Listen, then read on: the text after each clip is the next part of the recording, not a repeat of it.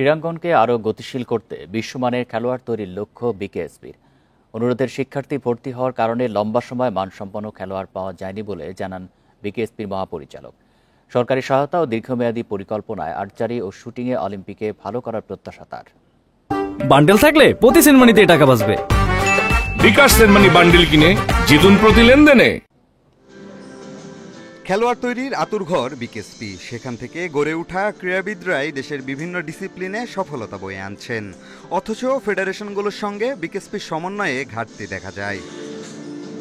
দূরত্ব ঘোচাতে জাতীয় ক্রীড়া পরিষদে ২১ ফেডারেশনের সঙ্গে মত বিনিময় সভা করেছেন বিকেএসপির মহাপরিচালক।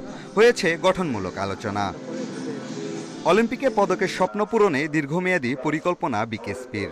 সম্ভাবনাময় আর্চারি ও শুটিংকে ঘিরে বড় প্রত্যাশা ও চেষ্টার কথা জানানো হয়। লক্ষ্যে পৌঁছাতে সরকারি সহায়তা চায় সংস্থাটি। রেজলিউশন আকারে পেপার তৈরি করে আমরা এরপর আস্তে আস্তে মন্ত্রণালয়ে পাঠাবো, ফেডারেশনগুলিতে পাঠাবো। আমি আপাতত দুইটা নিয়ে শুধুমাত্র আর্চারি এবং শুটিং, যে 12 বছর মেয়াদী পরিকল্পনা কি করা যেতে পারে।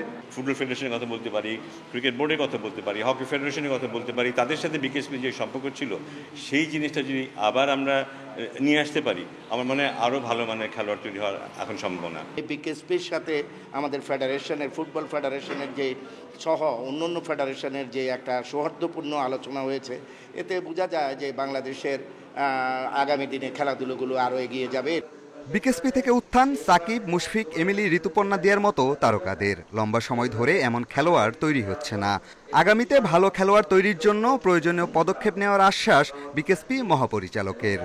40% সিলেকশনটা অনুরোধের আসর নিয়ে আসি। 6-7 বছর আমার কোচদেরকে আমি হ্যামারিং করেও ওই প্লেয়ারদেরকে আমি জাতীয় পর্যায়ে আনতে পারবো না। গত ডিসেম্বরে একটা প্লেয়ারও রিকোয়েস্টের কোনো ছিল না, কোনো জায়গার যে কোয়ালিটি সেই। তো ইনশাল্লাহ এর রেজাল্টগুলি আগামী 3-4 বছরের মধ্যে পাবেন। ফেডারেশনগুলোর সঙ্গে এমন মত বিনিময় সভা হলো প্রথমবার। আগামীতেও এই ধারা বজায় রাখার আশা বিকেএসপি মহাপরিচালকের। পিয়াস সাহা, ইন্ডিপেন্ডেন্ট নিউজ, ঢাকা।